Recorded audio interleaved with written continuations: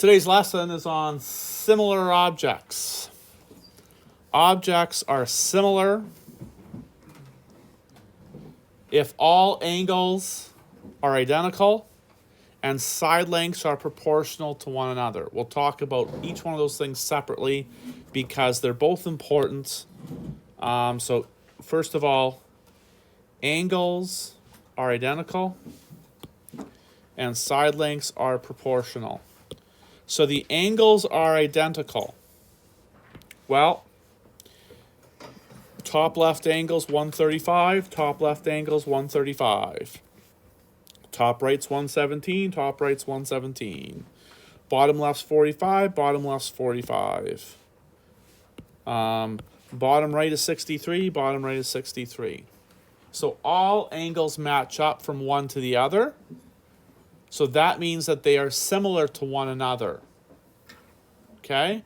When you have two objects that are similar to one another, what it means is one of the objects is made bigger. We use the word enlarged for that. Or it's made smaller, and the word for that is reduction. It's a reduction or it's reduced in size. Now, that's the angles are identical part. The other part says side lengths are proportional. Now, what the heck does that mean? Well, it means that if we have 1 and 2, those would be the same because they're on top. It would be 2.8 and 5.6. It would be 2.2 and 4.4. And it would be 4 and 8. So as we can see, there's 4 pairs. There's the top numbers, the bottom numbers, the left numbers, and the right numbers. What can you tell me about the relationship that tells us how to go from like 1 to 2, 4 to 8, and so on? What do we do?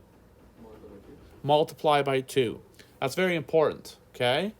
What that means is every single side in the smaller object is multiplied by 2 to give us the corresponding measurement in the larger object. So for objects to be similar, that has to be true for all the sides, not just some of them, not most of them, all of them. So you basically have to figure out what we call the scale factor. That's how much bigger the bigger shape is. It's twice as big.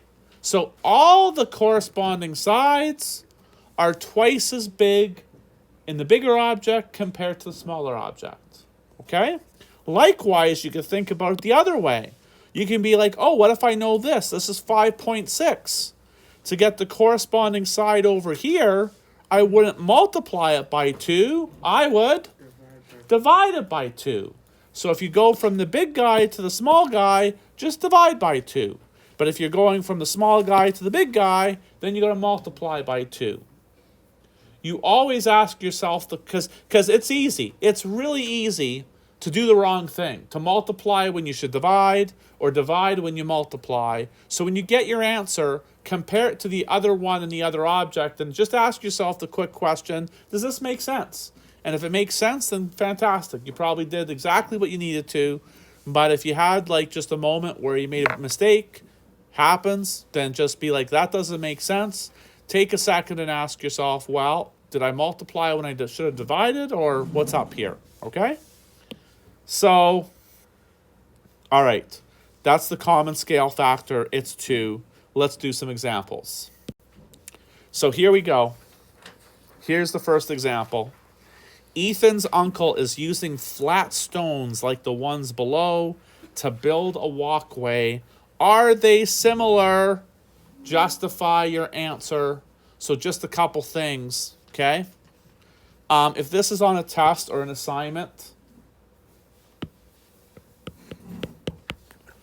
how many marks do you think that's getting? 1. Maybe. Half, 0.5. Maybe. You know? What do I want to see? Lots of examples or lots of Lots of work. yeah.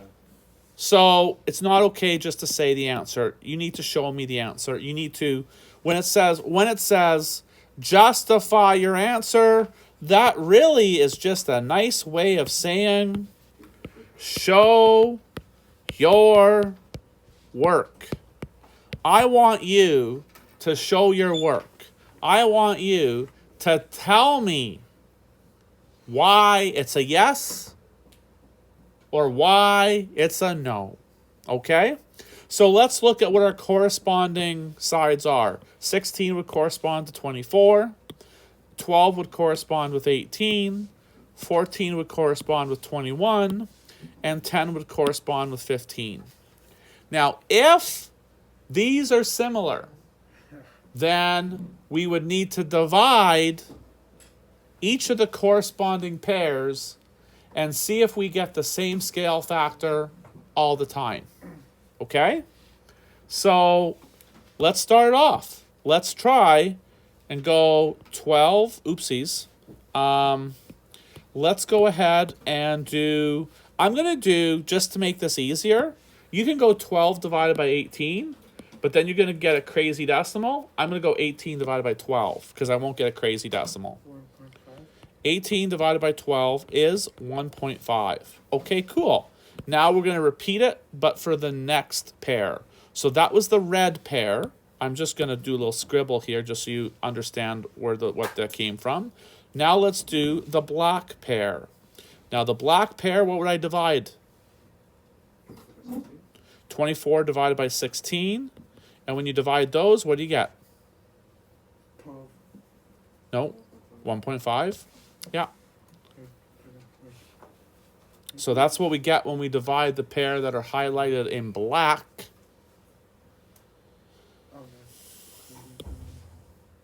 Then we might as well do the pair that's highlighted in that purpley pink. So what are we going to divide then? 15 divided by 10. What's 15 divided by 10? 1.5. Now, this is not enough to start a victory lap. We've done 3 of them. It's not enough to start a victory lap here, folks. We got to do all 4. Because who knows? The 4th one might not work. We got to make sure to do the 4th one. The 4th one is the blue highlighted pair. And what are we dividing there? 21 divided by 14. Yes. And when we divide 21 by 14, what do we get? 1.5. Woohoo! So because the scale factor is the same for all corresponding sides, that tells us that they are similar. So we can say the objects are similar because the scale factor is 1.5 for all sides. All right, last example, here we go. Let's read it out. We're going to draw a similar triangle using a scale factor of 125%. Label the angles and side lengths in your triangle. So here's the deal, okay? Here's the deal. Here's the good, honest to goodness truth.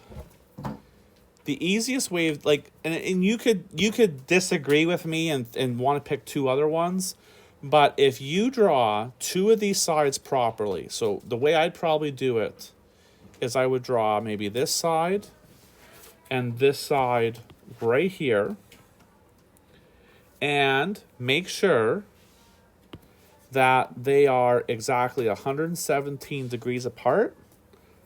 Then you don't really have to worry about measuring all the other angles. All you would have to do at that point is connect those 2 points on your enlargement, and Bob's your uncle. All right? Now, the thing is, we got to focus on a couple of things. We'll focus on the protractor for sure, because that's important.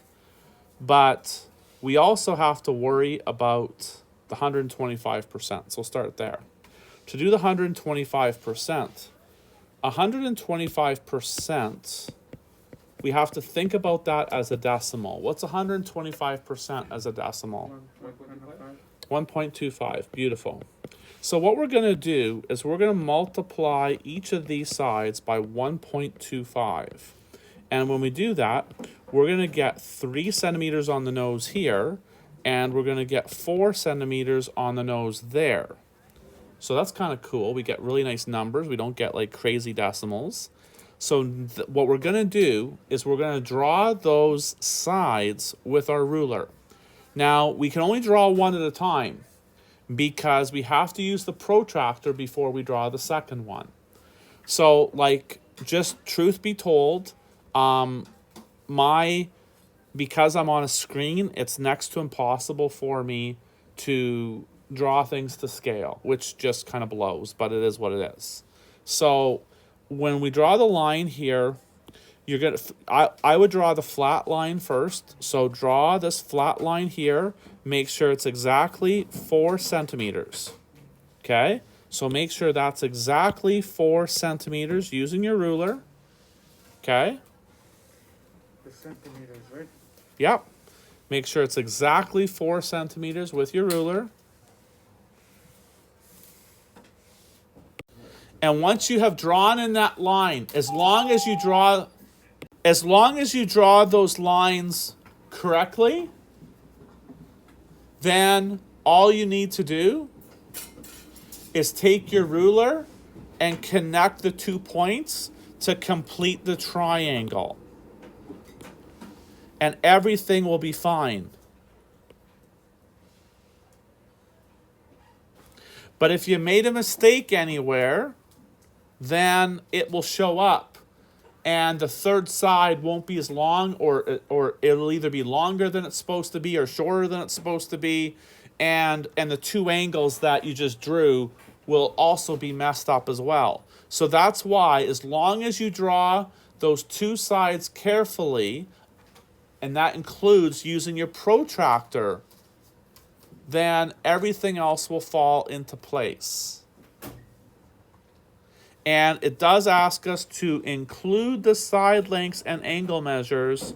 So here's the deal. We'll know then that this becomes 4 centimeters. This is 3 centimeters.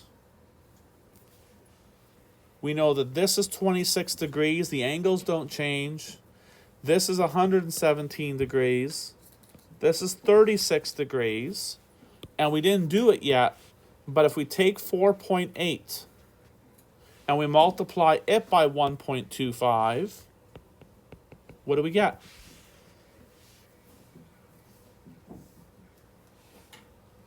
What do we get when we multiply? Thank you very much. Perfect. It's 6 centimeters. So if you want to know if you did good, measure this line with your ruler. If it's 6 centimeters, or like 5.9 or 6.1, then you did good. If it's not quite 6 centimeters, then that just means that next time you got to be a little bit more careful. That's all. Then you did good.